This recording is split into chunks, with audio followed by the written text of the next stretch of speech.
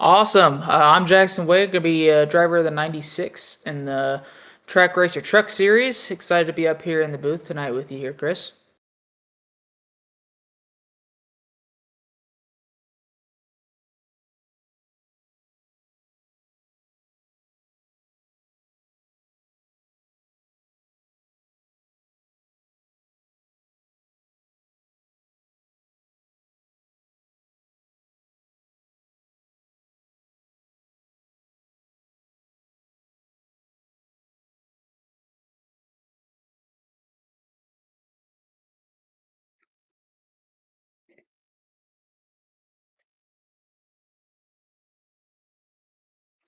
Absolutely, yeah. Last night was it was eventful, and I think we're gonna see a lot of the same stuff tonight here with these O'Reilly cars. It's gonna be really awesome to see these guys drive into these corners really deep and have to actually get on the brakes a little bit to get this to rotate around the bottom here. So we're excited to see this happen, and let's go ahead and see if we can get to this grid.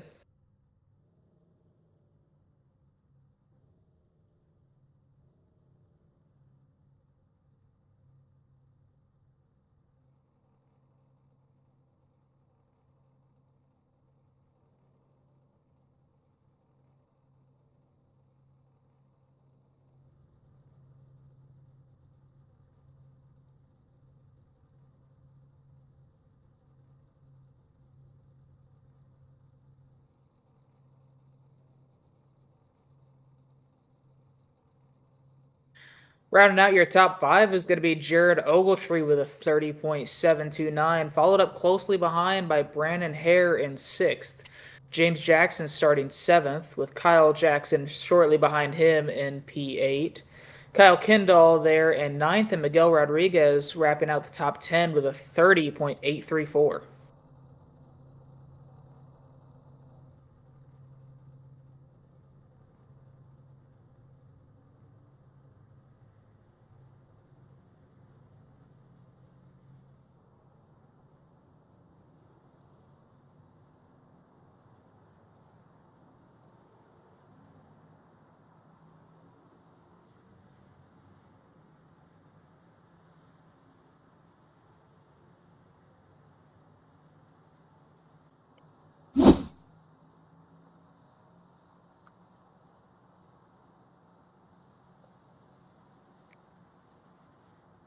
Coming down the backstretch here, we're going to have one lap to green as we get this field of O'Reilly cars ready to rip around Music City here in Nashville.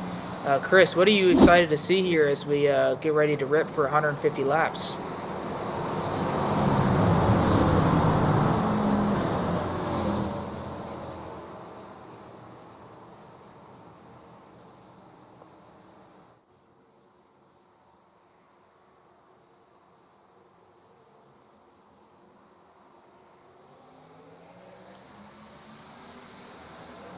As we go green here, pretty even start here from Cameron and Griffin going into turn number one.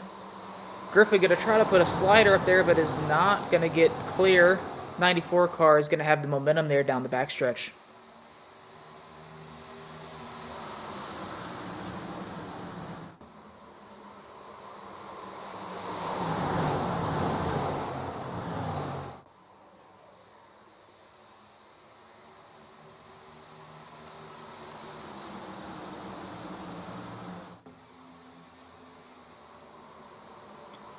For sure, this guy's looked really quick, really fast here. Daytona's Daytona, but Chicagoland looked like he put on a clinic there, winning comfortably.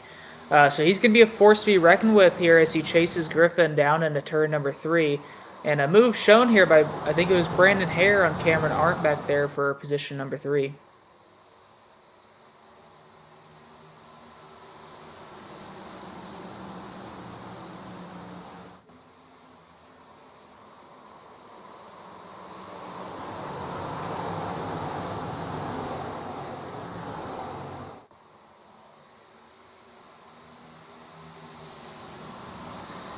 Yeah, these Dart boys are looking really fast. You can't really say much about two second place finishes, just as much as you can two first place finishes. So two really good performances here. keeping himself in the fight for the championship in this early doors of the season here.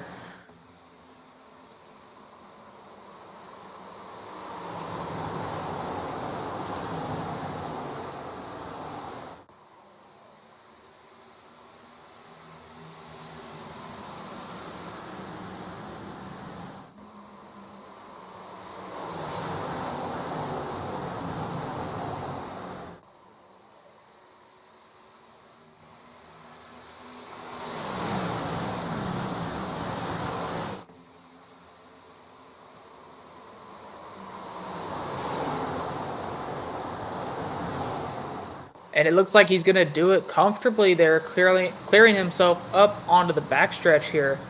Just gotta hope that Cameron Arndt is not using too much of these tires early in this race. As the experience I had from last night, as well as you, is you can really push these tires for the first 8 to 10 laps. But if you do, and you push them more than anybody else, you are going to go backwards there shortly after. You're going to struggle to turn, and you're going to struggle to get off the corners, especially turn number 4, which I think we'll see a lot of issues here going into this later stages of the race.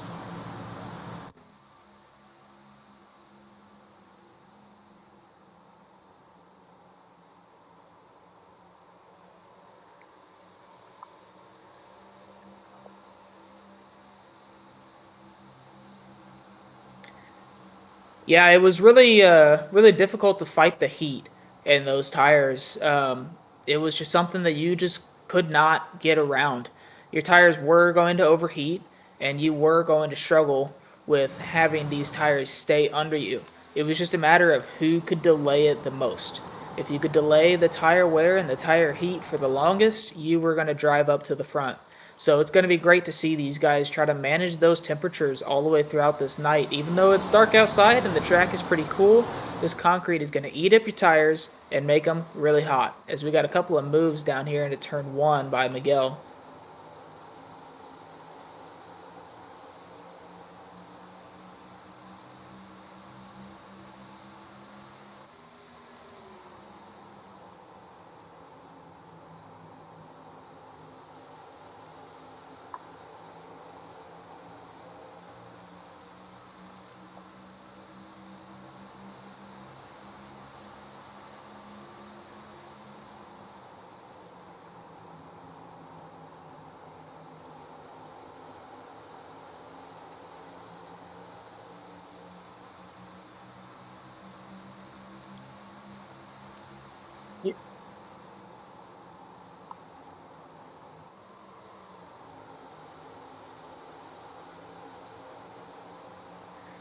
Yeah, you just got to be careful with these cars. It's gonna be really easy to find yourself feeling faster than a driver in front, but that driver in front's gonna have all the control over your nose and the air that you can get on that front grille.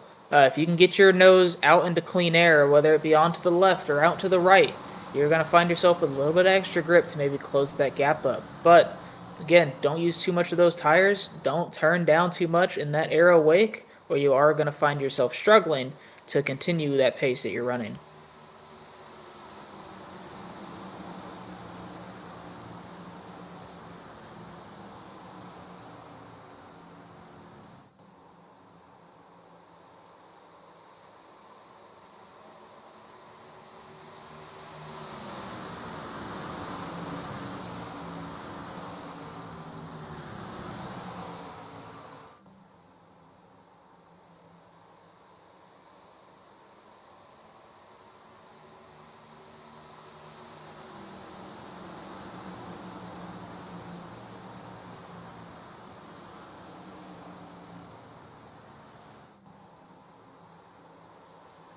Yeah, it almost looks like somebody was watching film last night from the truck race and the broadcast. It at this track it almost drives as if you want somebody right there on your bumper.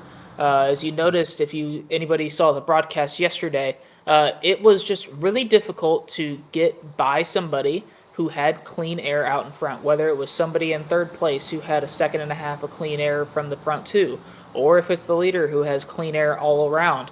you can be able to get up to that driver, but once you get in that air, it's going to be really difficult to go around them as this track really develops. It's right now a one lane track. You can't really go high yet and keep your momentum, and you can't really do a diamond down low to try to get momentum off the corner because there's not quite enough grip in these tires to make it all the way around that corner. As we see, Cameron Art does kind of have a bit of a run here on Griffin, but again, we're going to see down here in turn number one, I don't think there's much he can do with it.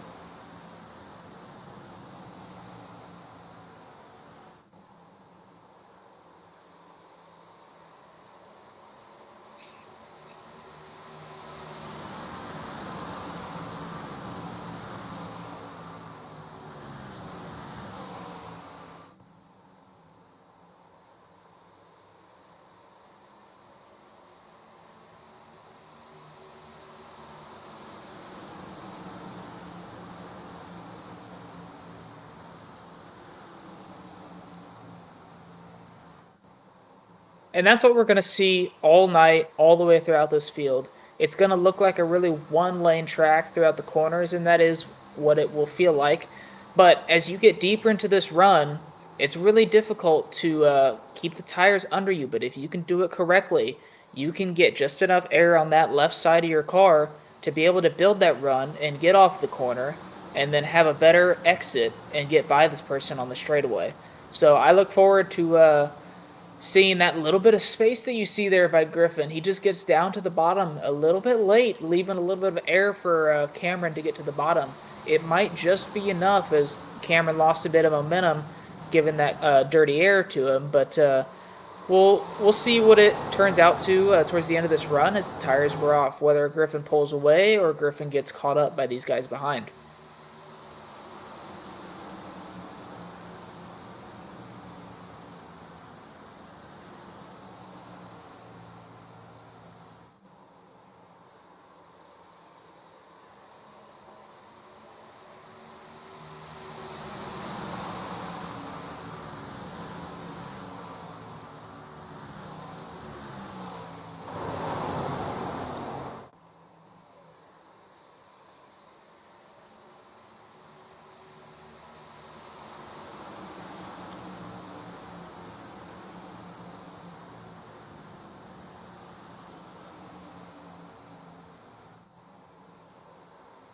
Yeah, again, there's not really much you can do. And for those of you watching, it just imagine you're driving down into a corner, you have all the grip on your race car, and the moment you cross the wake of that person in front of you, just might as well be driving a boat. You cannot turn this thing on land, and you feel like you are just doomed to that outside wall. It's going to force them to lift, it's going to force them to grab a little brake, and it's going to force them to have a bad exit off the corner. So again, you've got to just do it perfectly there, as it looked like Cameron Art had a pretty good turn one and two, but again, Griffin Deer with the clean air can get on the throttle sooner and have a better exit going down the back straightaway.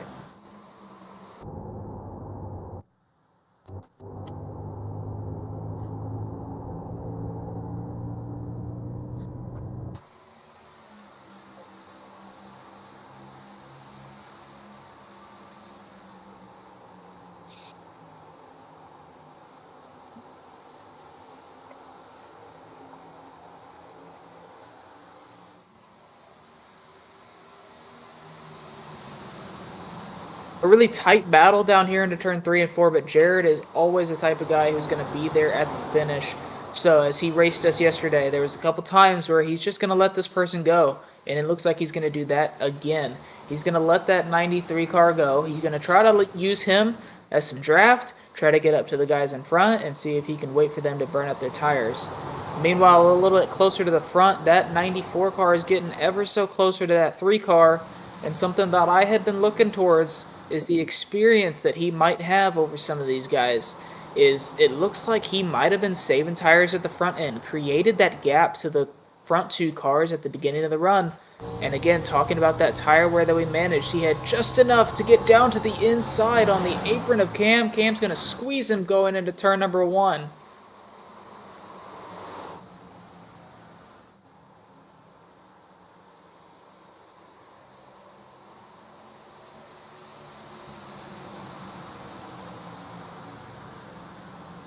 This This 94 car is going to have to regroup. He knows he's faster, but he knows he just used up some precious tire life in his race car right now. Brandon Hare does not get the move done. The 94 is back out in front, and he's going to set his sights down there on the car number 3, Cameron Arndt, again in front of him.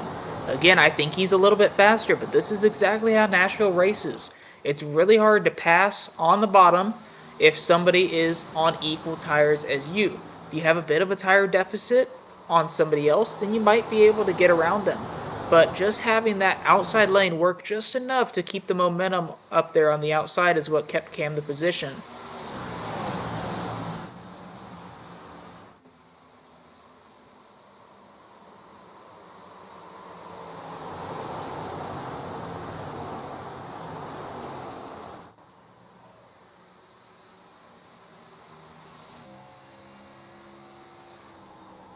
I don't think the number 94 is very happy with how Cam raced him in the turns 1 and 2 a couple of laps ago. He really hugged him tight going into the corner, and he pinched him down hard early in this race as well. He showed a little bit of displeasure there in turn 1 with a couple of bumper taps, but that's not going to do him too well if he's pushing these tires too hard because he's upset. We're going to have to see if he can figure out another way around.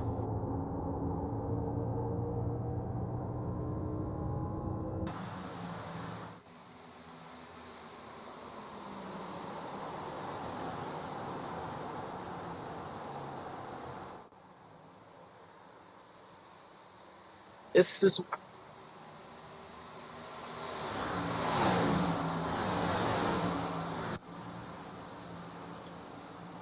This is where Sarton wants to be, though. He wants that momentum from the top side. It's just really hard to get there from behind, but once he's out there, he's going to have the momentum, and he's going to clear Cameron Art off of turn 2.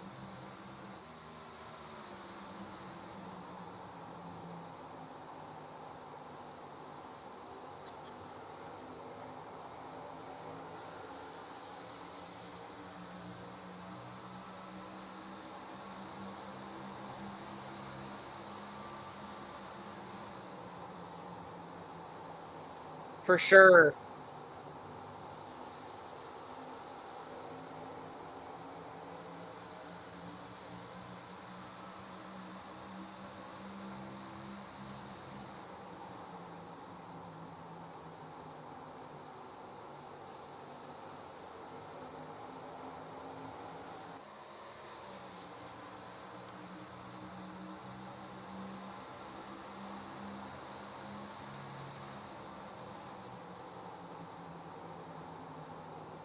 And this is how big and important momentum is around this track.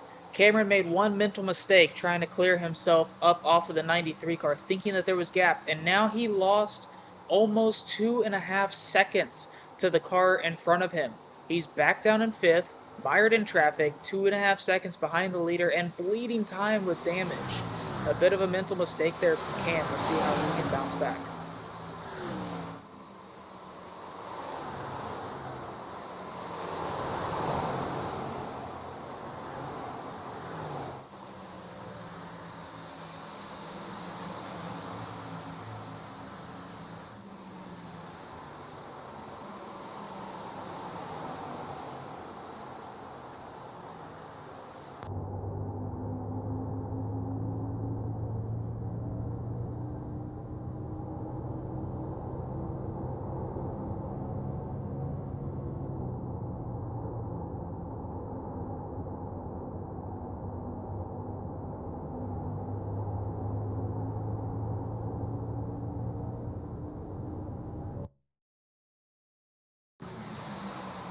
Looks like he's going to down here in turn 3, but Miguel saw that door open and he said, I want some of this outside lane too, as he takes it to the outside of Cam in turns 3 and 4. Got to keep it off the wall there. He's going to have momentum down the backstretch. We'll see what the driver can do down here into turn 1. Oh, big contact.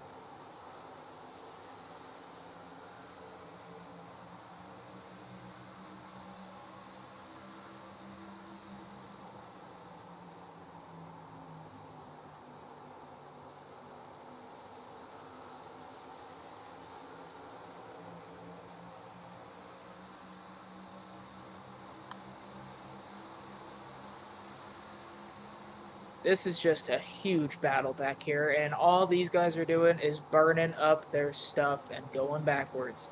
Let's just see if these guys can just get these tires back into temperature, settle back in line, working lap 32, coming to 33, probably about 10 to 12 more laps of fuel before these guys can get more tires on these cars.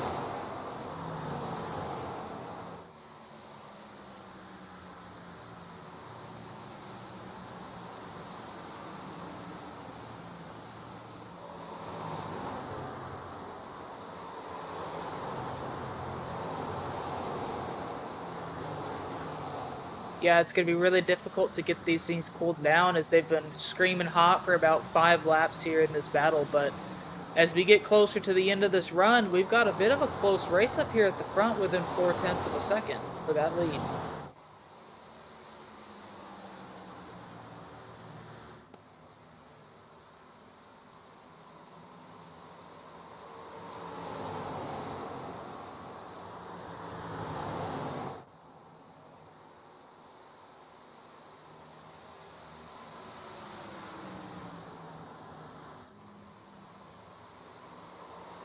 And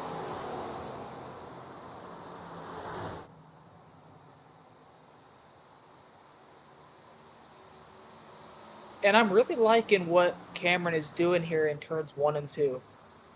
Griffin is just keeping it a little bit too high to start the corner, and that gap is closing on the entry to the corner, but he's not losing enough for it to be worth it for Griffin to run that high line, and he's just not cutting off his air enough.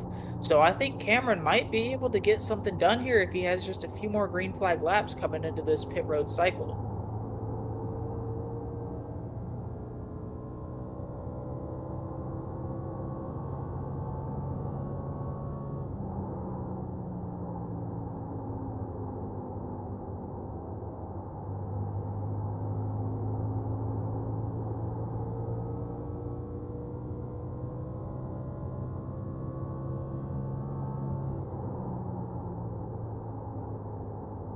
For sure, but there is just a little bit, as you're seeing here, there's just a little bit of a space there to that left side of this number 6 car. And that's really all that Cameron needs to be able to get enough air on his nose to be able to turn that car down the racetrack and keep the momentum up. We'll see if he does it again here in turn 1. That car,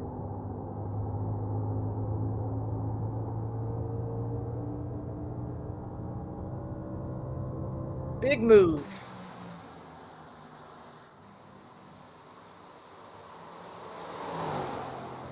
Giving him space, not pinching him down. Really respectful racing for the lead, but Griffin with that space, getting off the corner. Dead heat even. Griffin leads that lap. Going into turn number 1. Big send from Griffin on the outside.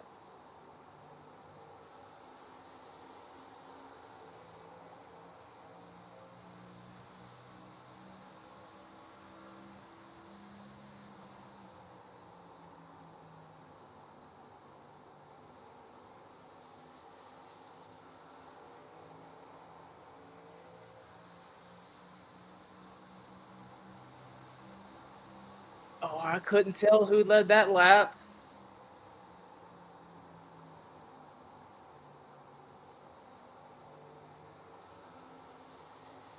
Approval from the chat. James Jackson says Cameron Sarton wins stage 1, and it couldn't have been by more than 100th of a second. That big battle there was just all he needed to get those 10 stage points, and that's got to be heartbreak for Griffin Deer.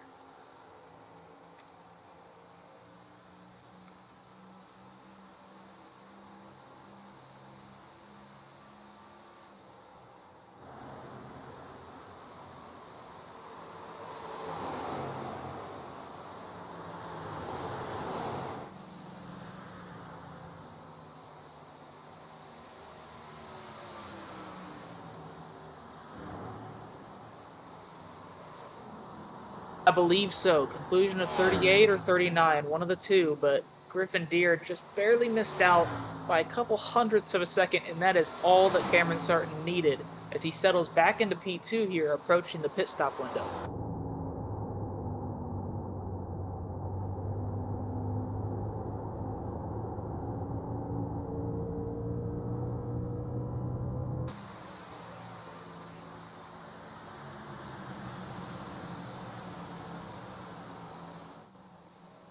Absolutely not. This is one of the greatest battles for the lead that I have seen in a long time. Super tight off of turn four. And again, Griffin looks like he might lead that lap one more time. These guys are going at it. They know there's only a few laps left on these tires, and they're going to give it all that they have. Looking at a pit stop window between 45 and 50, and these guys are just racing to get onto pit road first. Who's going to make it?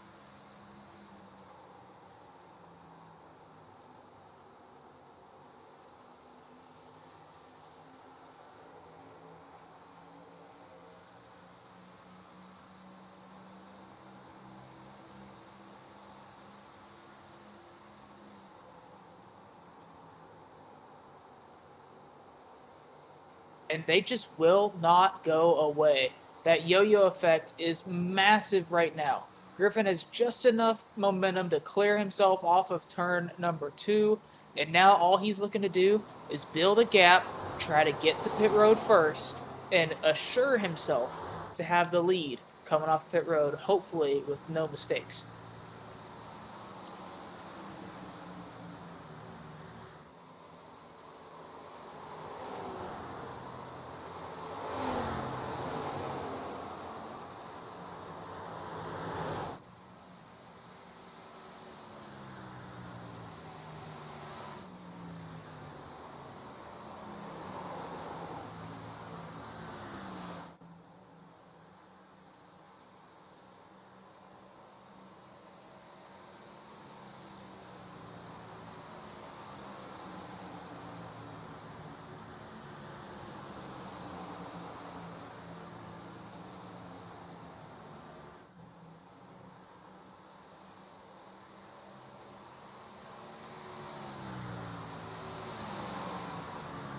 Yeah, for sure. They worked their way around there super quickly and super efficiently.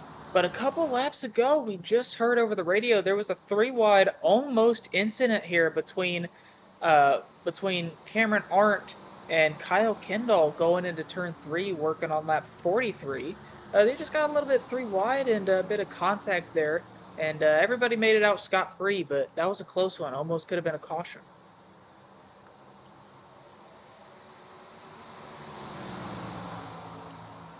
Yes, on lap 43.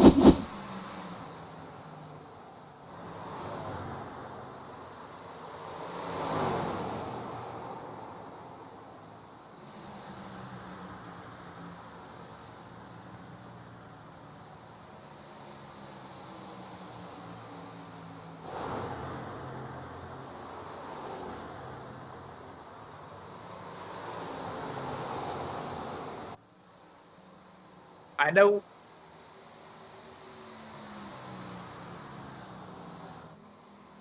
We sure are. This time, Griffin Deer seems to be on the bottom. I would imagine that's because he is planning on his pit stop number. Working lap 47, now on lap 48. These guys know it's got to be now within 2 laps unless they've been saving fuel. It is just a dogfight to get to that pit road commitment line first. As we hear Griffin Deer now is pitting this time, we'll see if Cameron Sarton follows him in.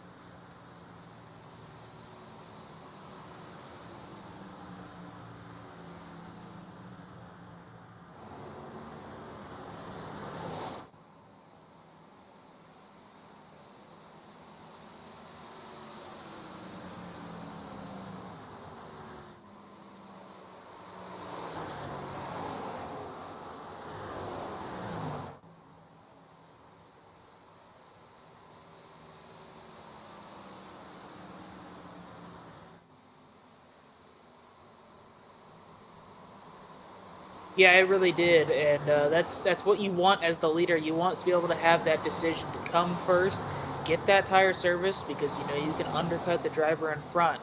We'll see what one lap fresher tires does here for Cameron Sarton. I don't expect to see much of it happen until a little bit later in the run, but if they can take care of it, if the 94 can have some natural faster pace, he might be able to close this gap up and use these tires really quick to get around the 6 car and give himself the advantage.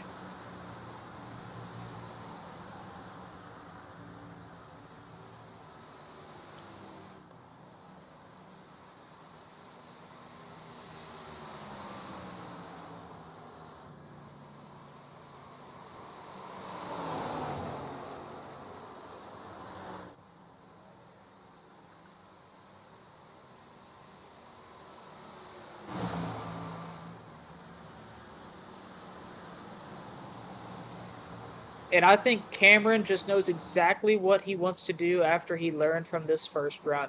He knows that he wants that clean air because he was dictating the pace of the field that number 6 car was in that last run. And Cameron wants to feel a bit of that. He wants to take that lead now. He's going to use some tires up on the front end, but he is going to try to take the lead here from what is going to be Griffin Deere going for first. But by no surprise, that's going to be James Jackson that had the lead for a little bit on some fuel strategy. I don't think anybody is surprised by that. No, not at all. Now, a little bit of contact here as the 94 clears from underneath the 6 car. He is now going to take the lead. So Cameron Sarton to the lead here in Nashville.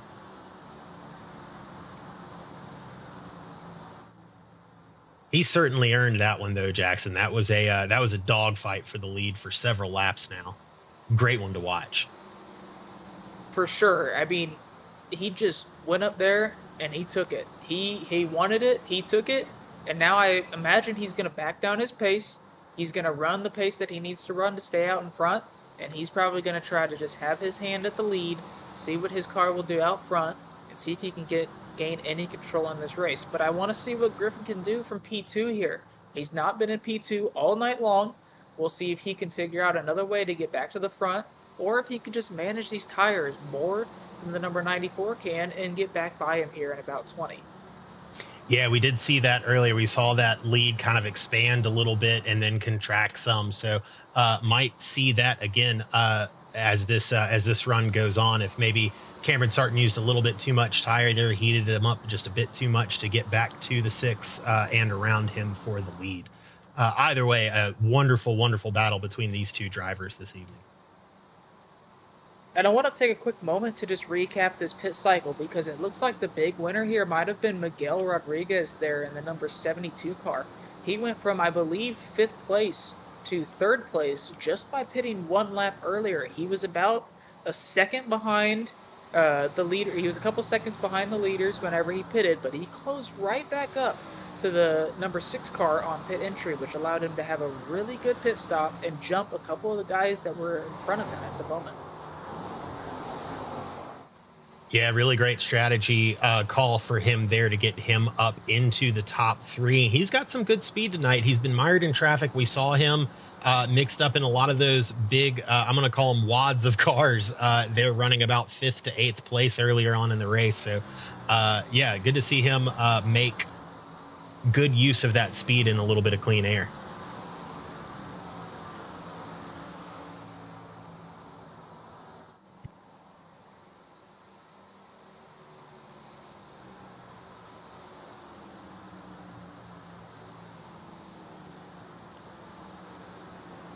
Taking a look back up to the front of the pack, looks like Griffin has closed that gap back down to about 0.4 of a second. Meanwhile, you'd think that maybe the two of these guys would, while they were battling side by side the way that they were, you would think that maybe they would give up a little bit of time to the group behind them. But if you look, you see that they're still 3 seconds ahead of Miguel, even with that big advantage that Miguel got on that pit stop. So the gap when everybody started pitting was right at 4 seconds with all of that side-by-side racing, now down to just 3 seconds for Miguel, still at 4 and almost 4.5 seconds for 4th and 5th place, looking back at John Dart in the 93 and Jared Ogletree in the 27. Yeah, it's really difficult to be in Miguel's position right now. You've got nobody in front of you close enough to follow, and you don't quite have any draft from the car behind, so you just got to hit your marks, just know what you're doing is right, and sometimes that can be really, really difficult. Whereas if you are Griffin Deer, you've got the person who's in the lead to follow. You can see what pace they're running and dictate your own off of that, and that is just going to be amplified by the draft they have down the back straightaway to be able to open up this gap from the cars behind.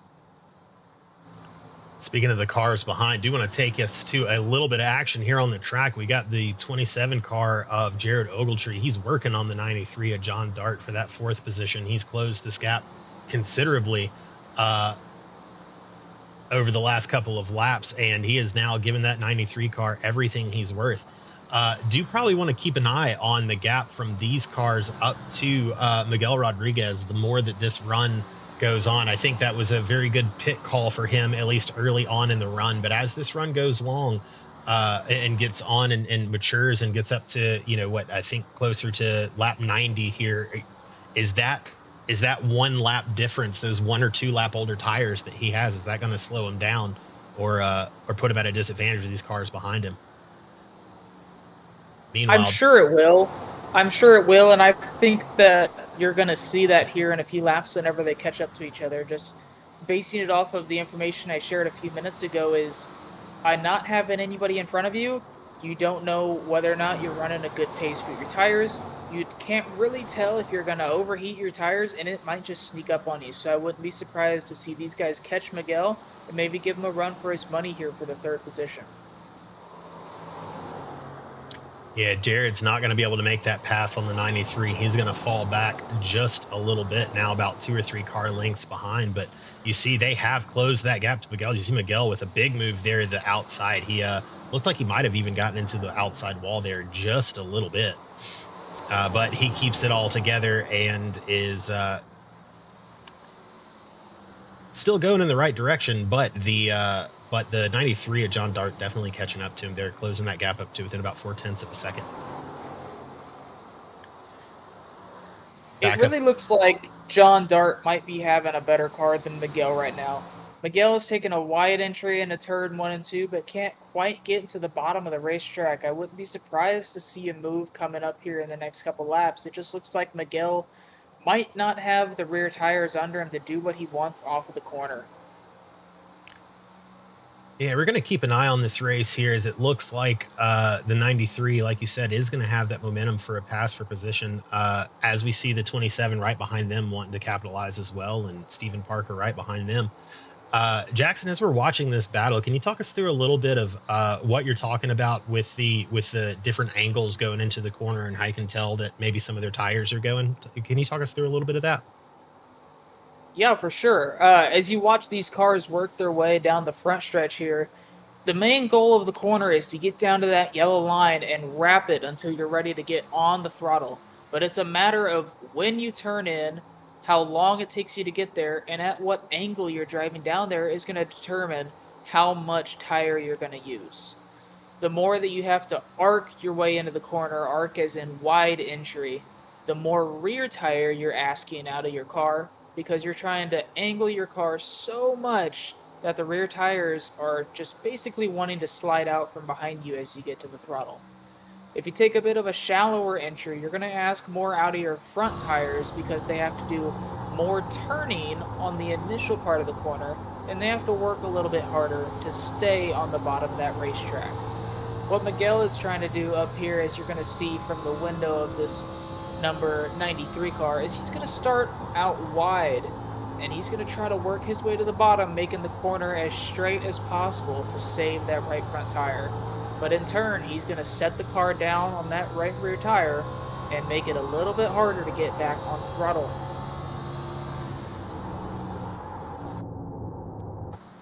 Meanwhile, Stephen Parker is saying, hey, I see you guys watching the 93 trying to run down the 72. Well, I'm trying to pass the 93, and he does. He gets to the inside of John Dart there, completes the pass, and he sets his sights on Miguel. He's slowly been making his way up through the field, has this 10 car. He got past Jared Ogletree in the 27 a couple of laps ago for 6th place while we were keeping an eye on this other battle, and now works his way up to fourth, and looks like he's got his sights set on the 72 now. Yeah, we've got two of our biggest movers in this race so far sitting in P3 and P4 right here. Miguel started respectfully in 10th and Steven in 11th, so they have both increased just about 7 spots comparatively to each other. Steven with a run, gonna probably have going down into turn 1 and 2. I think his car is just a little bit better, but sometimes that doesn't matter if Miguel can keep him in his dirty air. That's exactly what happened to the 93. He could not get by him because Miguel would cut off his nose and just kill that right front tire right here as you see him try to get to the bottom, take the air away from the 10, and now all of a sudden Miguel has the momentum going down the back stretch. Yeah, Miguel doing a really good job of using some of that air to his advantage. You can see Steven trying to get to the outside of some of that aero manipulation from the 72. But you can only get so far to the outside here, especially early in the turn, in the middle of the turn in Nashville, before you start losing a lot of momentum. Yeah, there's not a lot you can do other than find some air, and that's exactly what the number 10 car of Stephen Parker is trying to do. But Miguel is making it really, really difficult. In order to set yourself off on that right side, you've got to go way out to the right side. Because imagine, as these cars turn left, they're going to push the air in the opposite direction as they cut through it. So since they haven't turned more left than if you were on the inside of them, that air is clean. But if you go to the outside right, that air is already dirty because they push the air in front of them up and out of the way to the right as they try to cut through the traffic. So if you're going to set yourself off to the right, you got to get way out there to find the clean air. If you set yourself off to the left, all you need is a couple of inches to find that grip. Yeah, I saw a really great video of an explanation of this that was done by YouTuber DJ EJ not too long ago that he posted. I think he did one of the better explanations that I've seen of how that arrow works here on iRacing. So, and I think you're spot on with what he was saying as well there, Jackson. I don't know if you're using personal experience there, if you saw a similar explainer to the one I did, but yeah, spot on to what the experts out there are saying as well. Meanwhile, 100%. I saw the exact same video there that you're explaining, and I used it yesterday, and it works. It is something that every driver is going to have to think about, and it's exactly what Miguel is thinking about right now as he tries to keep dirtying up that air on that 10 car. And like I said a minute ago, that 10 car was faster, but no longer does that 10 car seem to be faster in the center of the corner because Miguel is just keeping that air dirty, trying to keep everybody behind. Looking ahead to that battle now, riding along with Jared Ogletree in the 27. He's currently riding in 6th place. Right in front of him, that's the 93 of John Dart. Stephen Parker in front of him in the 10. And right up there, that light blue car at the front, you can see that's Miguel. Looks like Dart might have gotten into the outside wall there a little bit. Didn't seem to slow him down much, though, as Ogletree wasn't able to get any ground. Yeah, and I'm keeping my eye, just a bit of my eye back here on James Jackson in P10, along with Kyle Kendall and Cameron Art up there in 9th and 8th. The battle's not quite close enough yet for it to be any moves, but it sure looks like it might be. James Jackson, of course, had that tire advantage. He stayed out a few laps longer than everybody else. It looks like James came down pit road on lap 54 coming to 55 as everybody else came around 50 to 49. So that's 5 laps advantage, and you see it right there as he just takes the position away from that number 16 car of Kyle Kendall as he sets his sights here on the number 3.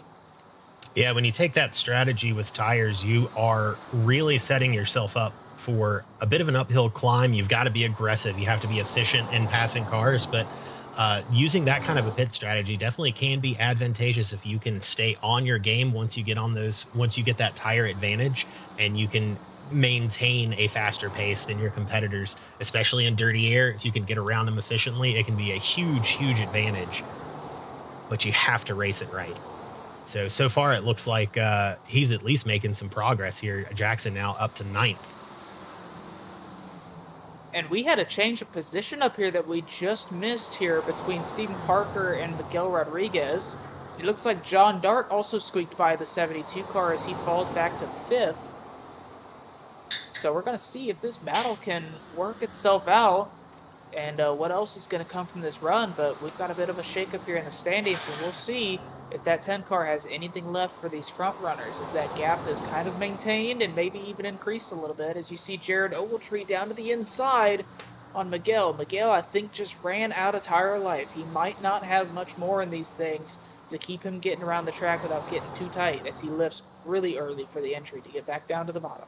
Yeah, he definitely, I think, let Jared have that one. We're going to go back and take a look at that pass that we had.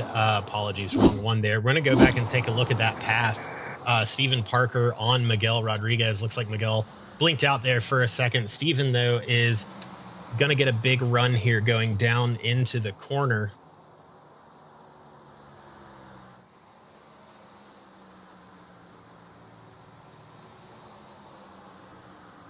And allegedly passes him here pretty soon.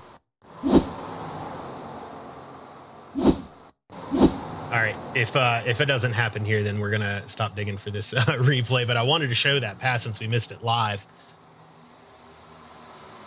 And it looks like our replay booth is not cooperating with us. So guys in the booth, you're all fired, and we will get back to live on this race. If we can get that replay pulled up for you, we'll let you know. Going to take us back up to the front here, where Cameron Sarton still maintains a half a second lead over second place Griffin Deere. Yeah, Griffin is just, again, stuck in that dirty air that Sarton is throwing out at him. Here in iRacing, you're going to have about 0.8 of a second is when you're going to start feeling that dirty air.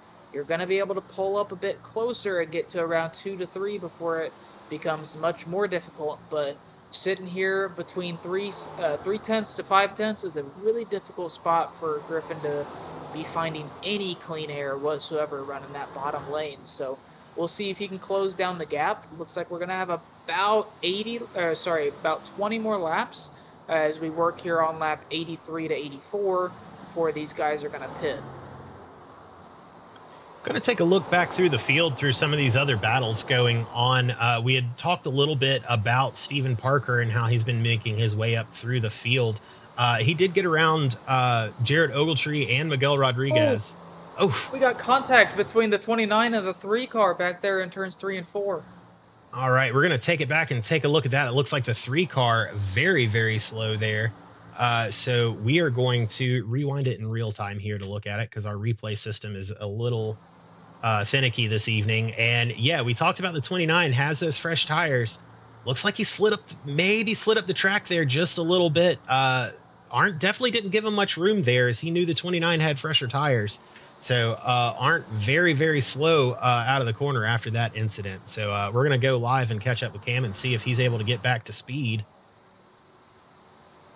It was just a bit of an oversend on entry there from the 29 car of James Jackson. He just couldn't get it slowed down and got locked on to that number 3 car, and unfortunately sent him up into the wall, costing himself some momentum as well here. So just a really difficult position to be in for that 29 car. So we'll see what happens, whether or not Cameron has a long memory if we're able to see these two get back together.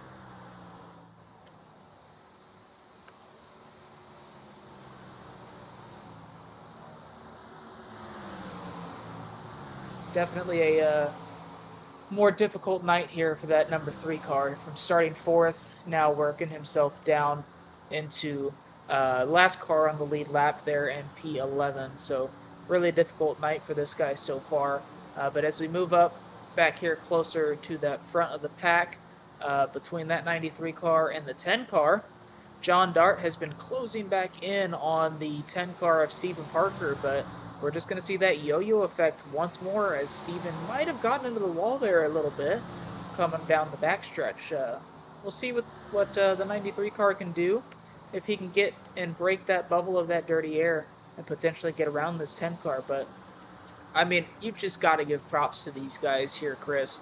We have gone 88 laps so far, completely green flag on a track that is one groove. Guys can get impatient, as you saw there with James and Cameron trying to make passes, and we have gone green flag the entire way. That is just awesome to see, just getting pure hard racing between all of these 15 drivers here. Yeah, I will say to anybody viewing that has done any amount of iRacing, I will tell you that this is probably one of the more difficult things that you have to learn when you make the transition from iRacing in the official races, the lobbies, the public ones that you can go and join versus league racing. You know, those lobbies, it seems like you're going to get a caution flag every 15 laps or so. You're never really going to get, you know, a 40, 50, 60 lap tire run of a full tank of fuel like these guys are doing here in the Premier Sim Racing Association. So one of the things that I found, and a lot of other racers too, Jackson, have learned, is that making that learning curve from being able to run a good, 30 lap run in a fixed session versus trying to do a long 60 lap, 70 lap tire run, in this case a 50 lap tire run at a place like Nashville. It's a whole different world of racing than what a lot of folks are used to in the public lobbies. 100%. You could not have been more right about that if you tried, because whenever you get to league racing compared to iRacing officials, not only are the races longer, but the runs are longer. You've got to figure out how to manage your tires. You have to realize that you don't have to pass everybody on lap number 2 and likely make a caution doing so. Because if you manage your tires and you can go around these guys, you're going to win races. And just being able to manage your stuff is going to take you much farther than being able to tear up somebody else's stuff. Yeah, one of the guys that we talked about in this race that always seems to be here at the end, always takes care of his equipment. That's the 27 of Jared Ogletree. He's running back in 6th now. He has been trying to get around the 72 of Miguel Rodriguez. We talked a little bit earlier about the difference in tires that Miguel is going to have over some of his competitors. And it looks like Jared was able to close the gap to Miguel, but hasn't been able to get around him in that 72 car. So Miguel's been able to keep his advantage that he got from that pit strategy earlier. And we're almost to the end of this run. So you got to think that that was definitely the right call. He's definitely come out ahead of that decision there. 100%. And I think that another thing that is important to touch on, we are just about 60 laps away from the finish of this race, and if any trends are going to tell us something, it's that this thing might go green to the end. And if you look at how spread out these cars are, we've got a pretty spread out field here, but we have, again, running order is Cameron Sarton, Griffin Deere, Stephen Parker, followed up by John Darby, Miguel Rodriguez. I mean, if I told you that those 5 drivers had a reason to be at the front, that's because they are 1 through 5 in the championship standings.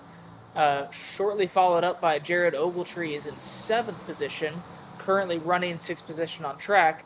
But if you don't say that some of these guys who run up front are up there for a reason, I think this race is going to tell you exactly why they're running towards the front.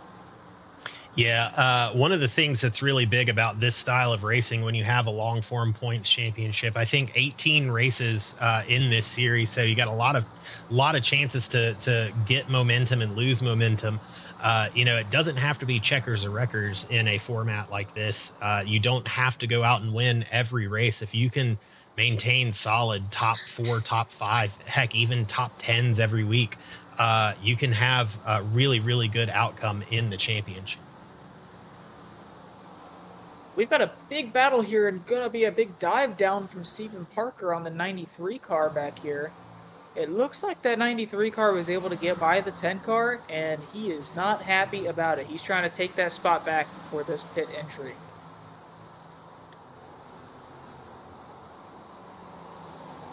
Yeah, we're going to take it back here, see if we can see this battle a little bit. Yeah, the 93, like you said, a big dive down to the inside. This is about a lap and a half ago now. He just took that position and he took that air, and that's how important it is. Once you can get to their inside, you're both going to have clean air, and it's going to show who the faster car was at that moment. Now, for all the people who saw that 93 car and you're like, man, I don't know how he's going to get by this car. That's exactly how. Just a mistake from the 10 car, leaving the door open too long, allowing that 93 car to get there and use his extra speed to get by on those tires. Now, closing in on the completion of lap 97 for these guys. Garrett, I don't think they can go much longer. They've got to be pitting in between now and lap 100. It is almost guaranteed that we're going to have somebody pitting in here very soon. Yeah, we As we did just see. hear Miguel over the radio say he's pitting in. So it looks like he's going to try maybe a shortstop strategy like he did earlier. Did see a couple of the cars towards the back go ahead and make their stops. I saw Devin Benoit go ahead and take his stop early on as well. So we'll keep an eye on what happens with Miguel here as he it sounds like he's getting ready to go ahead and take his pit stop early. And indeed he does, bringing it down here under green flag, giving up the 7th position. Make that the 6th position to come on down pit road. If he didn't speed, that was a really good pit entry, so I'd be interested to see where he falls. He was about a 10th or 2 ahead of Jared Ogletree, who's currently running in 6th place whenever he gave up that position. So probably going to be a lap or 2 before these guys come in. As you see now, the leader pitting, Sarton and Deere are on pit road. I believe Sarton might still be on the racetrack, but we'll see where Miguel comes out if he didn't have a speeding penalty here and how far ahead of the number 27 car he might be after that short stop. Yeah, make that the 6 car on pit lane, the 93 on pit lane, Stephen Parker in the 10 car also in the pits. Really slow. He's really slow. Oh, is Stephen Parker out of gas? Stephen Parker might be out of gas on pit road. He's got no RPMs. He was out of gas. Yeah, he was absolutely out of fuel. Oh, man, tough break for the 10 car. He had been making such a charge here late in the race. Gosh, you hate that for Parker in the 10. Got to make you think about some of these other cars here. You got to think they're getting close. We're back on the leader here. Cameron Sarton, he's going to bring it down. And Cameron Arndt in the 3, he's going to come down right behind him. They're both going to get it woed down to the pit road speed limit. That's going to surrender the lead now to James Jackson at the 29. We saw him run this strategy earlier where he's running very, very long. That does give him a little bit of a tire advantage very late in these runs. So we'll see how that does for him as this, if everything goes green, this should be the final pit stop of the night. We'll see how that does for him. I would love to see when this guy is going to come down pit road. He stretched it about 5 laps comparison to the other drivers on that first run. And what's that going to do if he can do it again? That's going to be 10 laps. It's going to be another 5 laps over these guys if he does the exact same thing. And we'll see when he pits. Theoretically, he should be able to make it to about lap 105 if he ran exactly the same fuel number as he did on that last run. So we'll see how much time he sacrifices on this front end, saving the fuel, as it sounds like he is going to pit this time. So it's a little bit sooner than that previous run. I think, honestly, that's probably just because it is not worth the tires. He would lose too much time on the front end of these tires than it would take for him to be able to go make it back up on those new ones. Yeah, I think you're right about that. The math just wouldn't math there on the long term. He would lose more on this side than he would gain on the upside later on. So James Jackson going to bring it down to pit road. That does give him, I think, more than 3 laps led tonight, though. So that is going to give him a bonus point. And remember, we talked earlier about how each and every one of those points that you can get in this series will benefit you in the championship.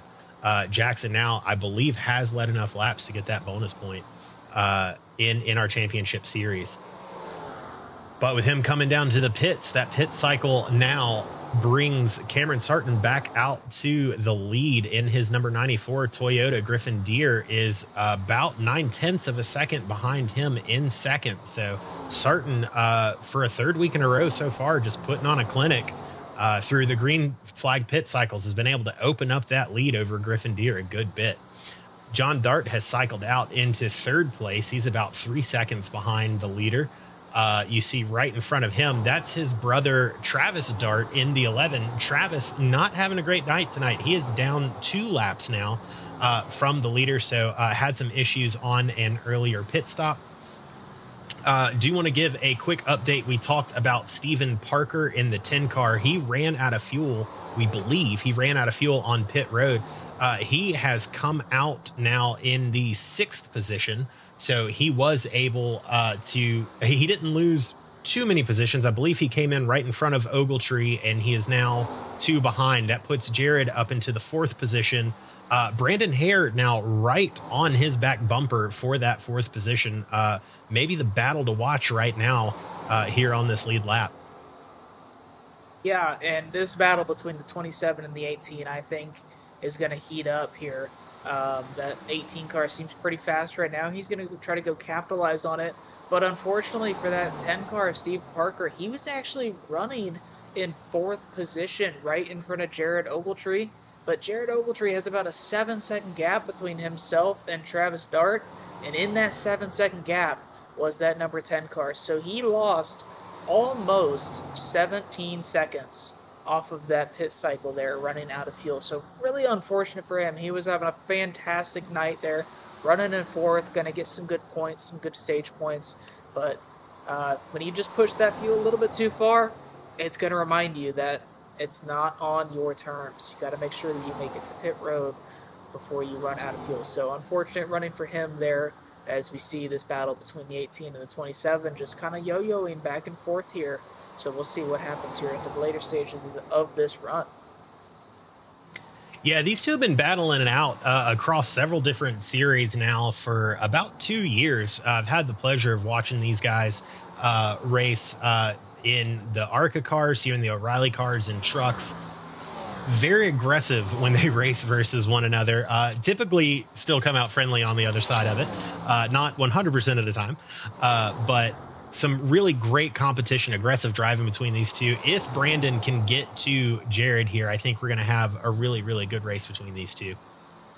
Yeah, and some more action on track. They might be a lap down, but between Cameron and I think it is Travis Dart, some super tight racing. Lap down cars matter. These guys are still fighting for points within the just outside the top 10, and they are not giving an inch. That just shows you how much each position matters. So working about 42 laps or so to go, these guys are leaving it all on the track, not giving each other an inch, working down through turns 3 and 4. Again, just side by side. Looks like Cam had a bit of a bobble there, and Travis is going to clear him off of turn 4. Yeah, Travis slams the door there. Do want to add just one note to this, though. Travis Dart is in the 12th position, 1 position behind Cameron Arndt, but Dart is 2 laps down. Cam is 1 lap down. So not a race for position on the track. Dart is still in 12th place, even though he did just pass the 11 car Cameron Dart, just because he is 1 more lap behind. So viewers, if that's a little confusing, that can't happen on these very long green flag runs like this, where you get cars 1 and 2 laps down.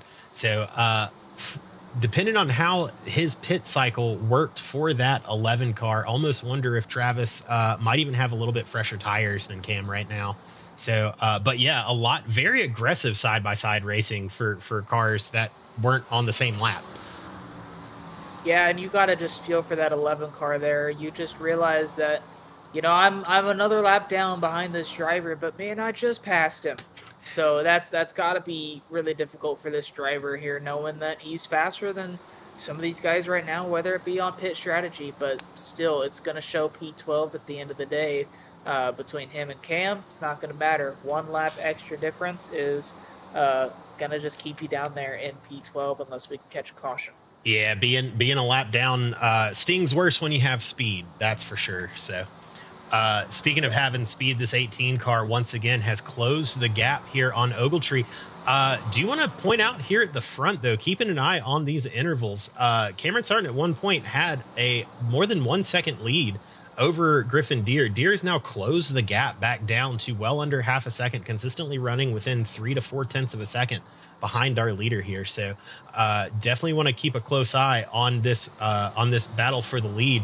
As we see Travis Dart, we were just talking about him in that 11 car. Looks like he might be creeping up on these leaders. I think that might confirm the fresher tires theory if he is able to catch up to Griffin and Cameron here. Almost certainly, but the only thing I want to keep an eye on is we experienced it yesterday. Dakota Nichols in the Truck Series, he was just managing just enough in that lead to keep himself a gap, but to also control the driver behind. You've got to wonder if that's what Cameron is doing up here, because not only has he been fast enough to go take the lead away, he pitted 2 laps after Griffin Deer pitted. So he has fresher tires, although he's letting Griffin close up to him. He might be trying to force him to use his stuff up a little bit too early. So you want to see Griffin here in this GLM Ford just be methodical, try to just race your line, race your race, and do what you can to keep that gap down as slow as you can get it, to give yourself a chance here at the end, as you see that 11 car confirming the fresher tires, rolling around the outside of that 6 car. You just got to be smart here if you're Griffin. Don't lose too much time. As you see, it's going to cost him on the exit. That is another 0.2 of a second right there, and he's still side by side. Yeah, it definitely doesn't have the seconds to spare here to give to the 11 car. 11 is teammates with the 94 Cameron Sarton, so you got to wonder what that battle will look like if he's able to catch that 94. We'll keep an eye on that and see if there's a similar holdup between those cars as there were between the 11 and the 6. And I guarantee you there won't be. This 94 car has the advantage of not only being the lead car right now, he also has his teammate that just went up and gave the 6 car troubles. And this is going to be a perfect teammate pass for getting that lap back. You're probably going to see that 94 pull off to the side, lift a little bit early, and that 11 car is going to roll around the outside, costing less than 0.5 of difference to that 94. That's my guess. That's how teammates usually work. We'll see if this 11 car follows the script. Yeah, as you see now, Sarton able to open that lead back up to over a second. Meanwhile, we've got some changes of position a little bit further back. Want to go back and take a look. Jared Ogletree and Brandon Hare. Hare was able to get around Ogletree there for 4th position, but it looked like there might have been a little side-by-side drama there. So we're going to take this back and watch this pass for position that happened about a lap ago. We see the 18 here was on the outside of Ogletree, side-by-side, coming out of turn 4. And he just powers it through the outside of turn 4 there and is able to build a huge gap between himself and Ogletree really quickly. The speed with which he was able to pull away from Jared after he got that pass was that was wild. All right, back up. That was something else there. Up at the front now, you see that 11 car has cleared himself out in front of the leader. You know, he's not doing too much of a service, but he is doing just enough to pull away from that 6 car. Like I mentioned a couple of laps ago, you got to think that 6 car got up there, wanted some of that lead back, and Cameron just said, I don't think so.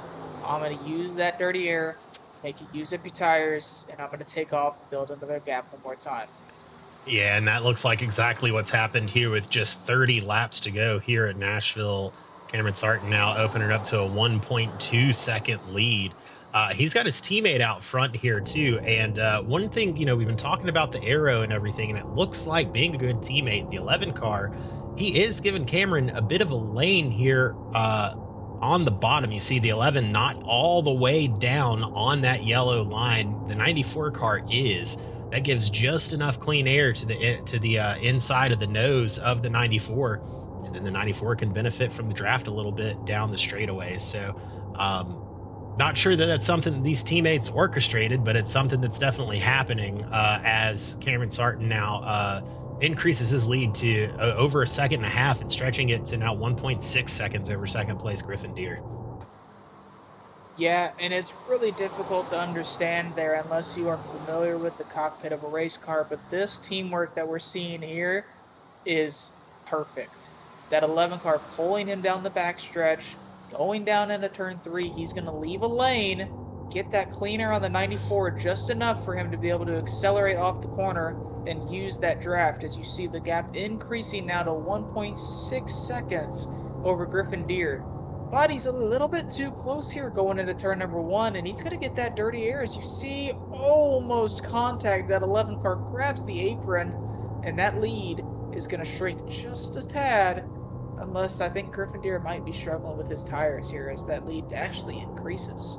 Yeah, saw that. I was expecting to see that decrease there as we saw a big checkup there out of the 94. But yeah, Griffin actually fell back a little bit there down to 1.7 seconds back from our leader. So, yeah, I believe you're right. He might be struggling with those tires here late in this run, probably pushing really hard, trying to get caught up to the leader, and might have burned him up a little bit. So he's got a big hill ahead of him to climb if he's going to be able to climb it to get to Cameron. But with the way Cameron's been racing so far tonight and so far this season, you got to think he's going to need a caution or something out of pocket to happen in order for him to catch that number 94 car. Yeah, we're going to have to see something big happen in this race, which, again, as the trends would say, might not happen. Another storyline that I had been watching and was almost prepared to see was that number 93 car be able to catch up to Griffin Deer and get a pass for second, but the exact opposite has happened. The gap after the pit stops was only a few seconds, but has now increased to over 7 to 8 seconds now. So really good job by Griffin to not only hold on to second as he's trying to chase down for the lead, but to build up enough gap to have cushion back to third. Yeah, you got to believe that these two teammates from Ghost Racing wanted to keep their streak of 1-2 finishes alive here in race 3 of the season. But again, unless something happens, I think it's going to be a tall task for John to get up there and make a run at Griffin for second place. And we just had a big moment there in the lead, as you'll notice that the 11 car has fallen back behind the 94. Coming off of turn 4, that car just slammed the wall and almost took his teammate with him. That could have been really bad for the 94, especially seeing that from a teammate right in front of you. That was close.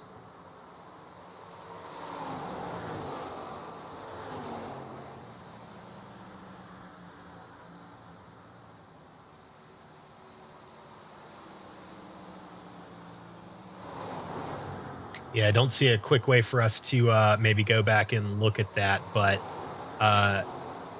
probably a very scary moment for the leader there, who it looked like had some smooth sailing with his teammate out front, but a little slip up from Travis might have actually scared him a bit more. Travis now goes back to 2 laps down in that 11 car, and remarkably, the gap back to Griffin Deer now over 2 seconds, so didn't slow his teammate Cameron Sarton down too much at all. And another driver I want to highlight as he's working his way off of turn number 4 is this 18 car of Brandon Hare. Brandon is putting together some really good laps right now. That lap, I believe he was the fastest driver on the racetrack. He ran a 31.932 to comparison of a 32.039 of that leader. That is some of the hardest news to hear, though, as you run faster lap times than the leader. Mired back, I believe it's about 10 seconds behind him. Not much you can do with only 20 laps to go unless you were to get a caution. But there's one thing that he can set his eyes on, and that is P3, a potential podium spot as he chases down John Dart. In that lap, he was about 0.2 of a second faster than John. We'll see if he can close up this gap and make a move on him just like he did to Jared Ogletree about 10 laps ago. Now, let's see if we can take a look at the times here between John and Brandon. Hoping to see if we can look at those times. Not having it pull up right though, so we're not gonna fuss with it too much. But yeah, to your point, he did run faster lap times there, kind of consistently running down this number 93 car. So we'll see if Brandon can get up there and make the pass. So do you want to give him a shout out? Remember, we gave him a shout out for that huge pass on Ogletree earlier. He's now opened that gap up to about 2.5 seconds. Make that 3.5 seconds over Jared Ogletree. So on a rail right now is that number 18 car. And I think you're right. I think he does want to run down that number 93 car and make a run at the podium. Absolutely. With keeping on that train of keeping tabs, again, almost 0.3 of a second faster as he tries to close in on this 93, but working our way backwards a little bit. Remember, James Jackson, the 29, pitted about 3 or 4 laps after who is Stephen Parker in this 10 car, and James is closing fast. I imagine we see a battle for 6th, and I'm not sure it'll be much of a battle with this tire offset that James has created for himself as he tries to work his way around the number 10 car.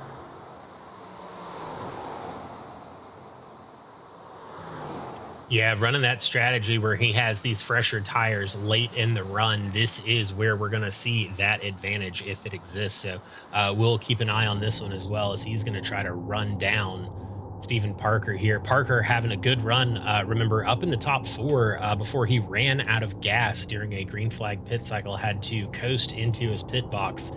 Lost about 16 seconds there, and has been unable to regain those positions. Now running in the 6th place, and I think you're right here, Jackson. I think James is going to be getting past him here.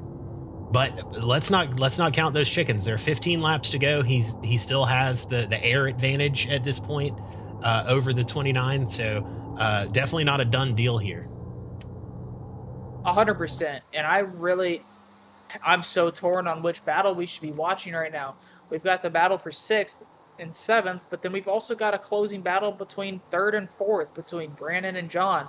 These drivers are so close to each other, and we can't watch both screens, so we'll have to decide which one we choose to watch. When we get the split screen technology, I promise everyone will know. I can't wait to be able to do live in one and replays in the other. We're still getting our feet underneath us on this broadcasting, but we'll get it all together. We've got 14 to go here in Nashville, and heck, by the time we make it to IRP, Indianapolis Raceway Park next week, hopefully we'll have some more capabilities here too. This battle for 6th has really heated up here as a bit of lap traffic they had to work through. A bit of a gap extended for the 10 of Stephen Parker as James got caught up again by that 3 car, who did race him clean. He raced that 29 car clean, but he was able to hold him up just a hair. So we'll see if that 29 car was affected too much in this air, which it seems like he might have been. We'll see if he can close that gap back up and use these tires to get around that 10 car. See, we got one other battle back here within a few tenths of one another. Kyle Kendall, Miguel Rodriguez still fighting here in the top 10. Remember, Miguel had a little bit of a different tire strategy earlier in the race. It catapulted him a lot higher up than where he started. At one point, he was up in the top 5. He started this race right in 10th place. At one point, he was all the way up to 4th, was Miguel Rodriguez. Now back into 9th, getting back closer to where he started. So that pit strategy long term maybe didn't work out for him, but definitely had some exciting prospects for him earlier on in the race. And I think you're exactly right. It's been a bit of a fall through the field on this last run here. I wonder if maybe Miguel got a bad set of tires, or if he just can't quite wring the neck of this pair of tires here. But he has fallen from the backside of Jared Ogletree up there in 4th and 5th range down to 9th position. At one point, like you mentioned, he was up in 3rd, +7 on the day, and now he's fighting just to keep a net positive on his day here. So really difficult finish for this number 72 car. Yeah, a little bit of a slip there by the 16 of Kyle Kendall. Going to help him out a little bit, help him extend that lead. But once again, we've got 3 on-track battles right now where these drivers are kind of doing that same thing that we've talked about. With 10 laps to go here, it sounds like 10 into the race where we had that yo-yo where you could get a huge run on somebody, get into that dirty air, then have to back off. But this is where, if you saved any tires now with 9 laps to go in this race, there's nothing left to save. There's nothing left to try to keep them cool. Now you just run them for everything they've got left in them. And so I think this is where we'll see these drivers start to turn the aggression up and start to use every ounce of that race car that they have to try to finish this race strong. Yeah, and this battle right here is the closest one we've got on the racetrack. It looks like Brandon Hare might be a little bit faster through turns 3 and 4. He's really able to get that car turned down the corner as you see the 93 just sliding, trying to keep the tires on it. This could be a huge run for the 18 going down into turns 1 and 2. Oh, he lifts a little bit to keep the 93 in front. Really, really patient there from the 18 car. Spectacular showing of patience and sportsmanship there. Yeah, well, He I think knows his car is faster. yeah, he knows he's faster, and I think how the 93 checked up there. I don't think the 18 wanted. The only place he had room was to go wide, way around the outside. I think the 18 knew that he'd lose more time trying to change his lane there than he would staying in it, and just staying behind the 93 and getting out of the throttle a little bit to back off of the back bumper. So, like you said, really great show of patience there on the 18, and I think for that reason he's still right there challenging for this position. We'll keep a close eye on this, but we are going to bounce back here where James Jackson has now gotten to the rear bumper of the 10 car. Now, just about 2 car lengths away. We saw him right at a tenth of a second earlier on.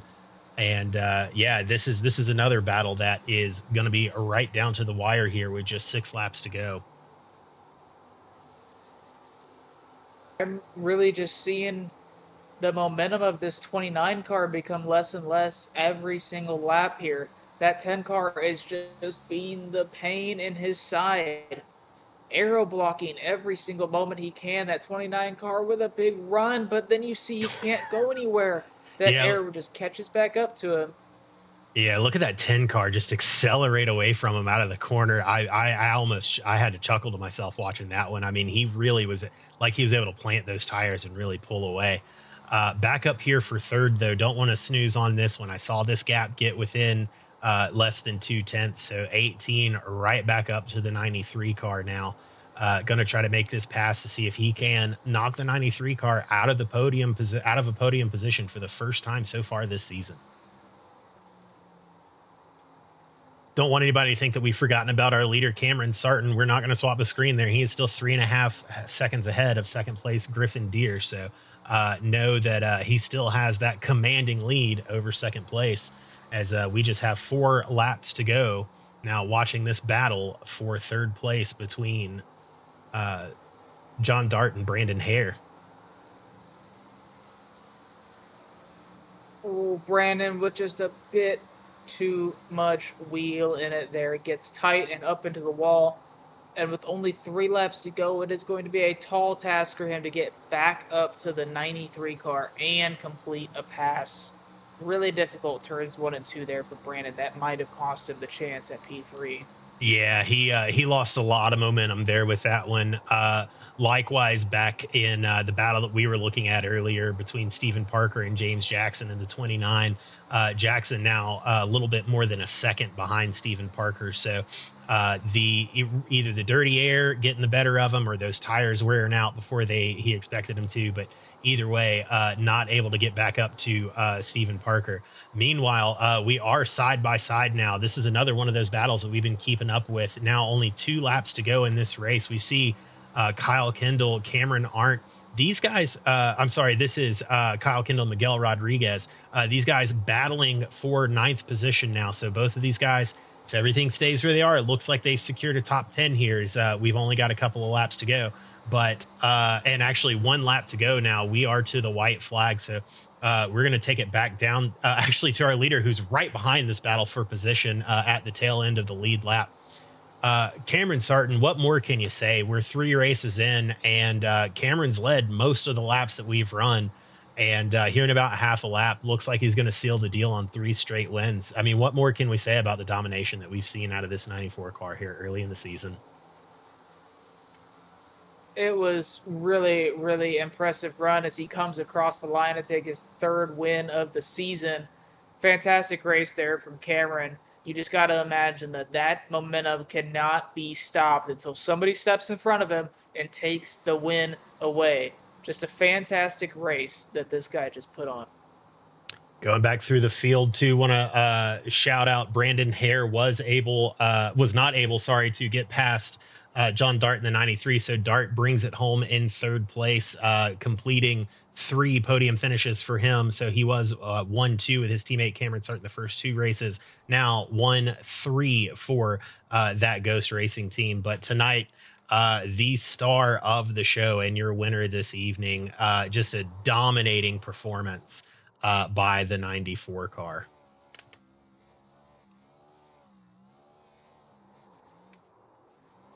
What a fantastic race that we just saw.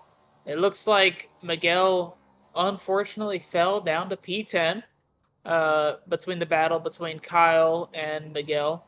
And as we mentioned, John Dart and Brandon Hare. Brandon Hare, you got to feel for him as well. I'm sure look back at some replays later on in this evening.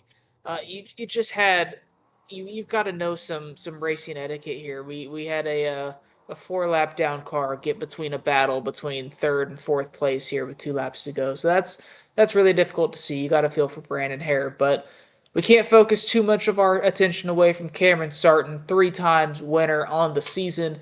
Only 3 races have been completed, and this guy has been in victory lane for all 3 races. So as he burns down the house and does his Polish victory lap, you just got to congratulate this guy for another fantastic, fantastic win. Yeah, what a run for the 94 car of Cameron Sarton. We're going to see if we can get him in our booth here for a quick interview. Cameron Sarton, hello. You are on live with the broadcast booth. Congratulations on another win here in the Premier Sim Racing Association Premier Series. 3 in a row. Cameron, how did you do it tonight? What a dominating run there. Well, thank you, sir. I guess you can't get to victory lane here. Just another good car and kept track position. So it's had to save fuel there for a little bit after we kind of realized it was going to be tight for a 2-stop strategy. So kind of after that first pit stop, I basically just saved fuel that entire second run and kind of maintained pace and saved enough to where it could basically just go the entire last stage, and that was that. We saw a lot of really great side-by-side battles between you and the 6-car Griffin Deer earlier in the race. Can you tell us a little bit about those battles and what you did to beat out your competition there for the win? Yeah, that was fun. So I was getting a better run through the corner, but I could not really keep up with him on the exit, even though he had a high side. So I didn't want to force it in, and it was a good battle, so good and clean. But for some reason, when I tried the high side, I hated it, and my car would not drive up there whatsoever. So I didn't want to try it, and when I did, I tried the slide job on him once. I completely blew the corner, and it was just ugly. So slow and steady, just kind of methodically kept him honest, and then kind of forced him to make a couple mistakes, and then got him to come a lap early for pits, and that was it. Well, congratulations to you. A fantastic run and obviously a very impressive start to your season. 3 races, 3 wins, batting 1,000 so far in the series. Do you want to ask you one question about your teammate, John Dart? You know, you guys finished 1 and 2 the first couple of races. He finished in 3rd place tonight. Is that going to be a hard time for John as you guys are kind of debriefing with the team this week?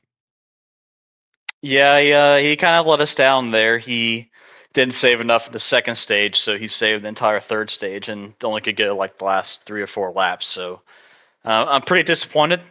So it's but we'll take a first gold and bronze. So we'll take it.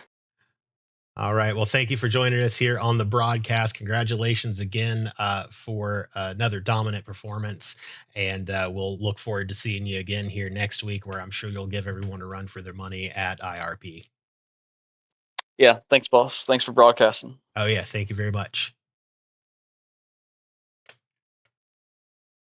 All right. We're going to bring Griffin Deer in here. He was our 2nd place finisher. And Jackson, I'm going to let you take it with Griffin and interview our 2nd place runner tonight. Hey, Griffin, you're on live with the broadcast booth. We're going to let Jackson talk to you a little bit. You got a few minutes? Yeah, for sure.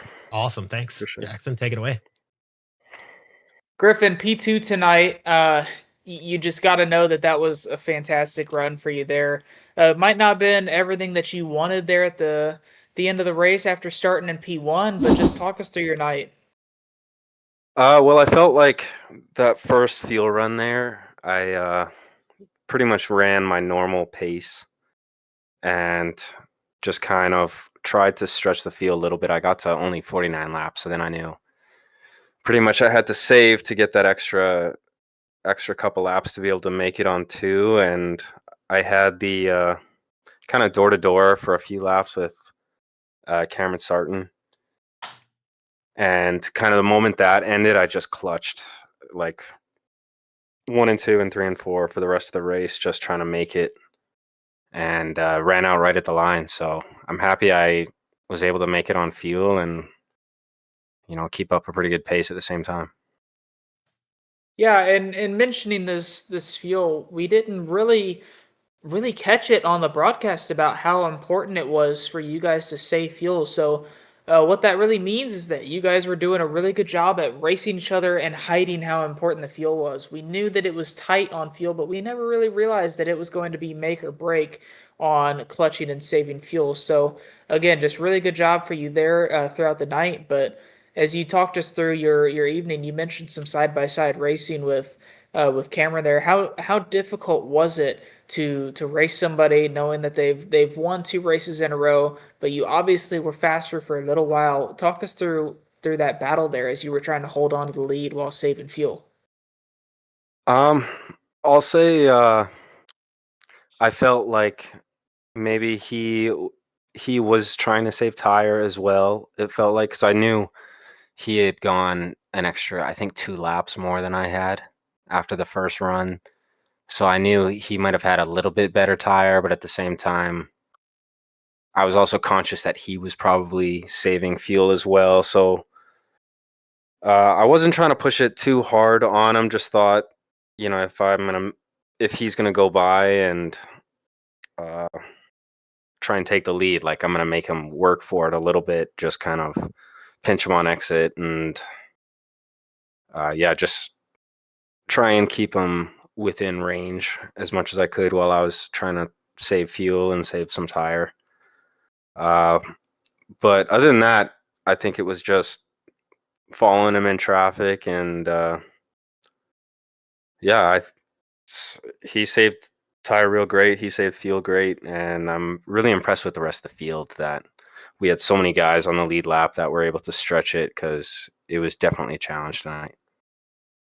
Yeah, a challenge it was indeed. 150 green flag laps, 10 cars out of the 15 on the lead lap, no yellows, like I mentioned. Just an overall good race around. Before we let you go, is there anybody that you want to thank after this race? Definitely want to thank you guys for putting this on, and thank Cameron for setting up the league. Thank Dakota. Thank James for all you guys do for giving us a platform to race and do this stuff. So I just want to thank those guys. Thank you guys for hosting, and had a good night.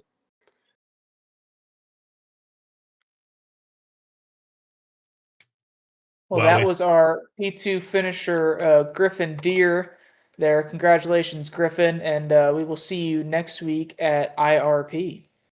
Yep, sounds good. See you then. Well, everyone, that is going to do it for us tonight here with the Premier Sim Racing Association, week 3 at Nashville. Congratulations to Cameron Sarton. He has won the race this evening, has won 3 of our 3 first races, batting 1,000 so far. Before we sign off, Jackson, any final thoughts about this race in Nashville tonight, or anything that you're looking forward to with IRP next Thursday? Man, it was just a really good race overall. When you have 150 laps of green flag racing, you imagine the race gets strung out. You're gonna imagine there's a big gap to the leader, which all of those things were true. The race was strung out. There was 33 seconds between P1 and P10, final car in the lead lap, but you had racing all around. You had drivers chasing down other drivers on different fuel strategies. You had drivers who saved tires, and there was just action all around this racetrack. Super Speedway might not be exactly the same as Daytona and Talladega, but this race was super, and it was always a good time to watch. So I'm just really excited to see what happens next week. I won't be in the booth next week for IRP, but I'll be excited to rewatch the stream and keep up with everybody and all the tabs on what happens next week as we go to a short track in Indianapolis. Yeah, excited to see this field take the track at Indianapolis Raceway Park, Lucas Oil, Indianapolis Raceway Park. I got to get the name in there. Going to be a fun race there. A little bit of a short track. We'll have the trucks kicking off on Wednesday night at 8 p.m. And then we will have the O'Reilly cars here at 8 p.m. on Thursday night. I have been Chris Ellis. Jackson has been Jackson Wade. We have been the Premier Sim Racing Association. And we thank everybody for joining us this evening. Have a wonderful week, and we'll see you next time.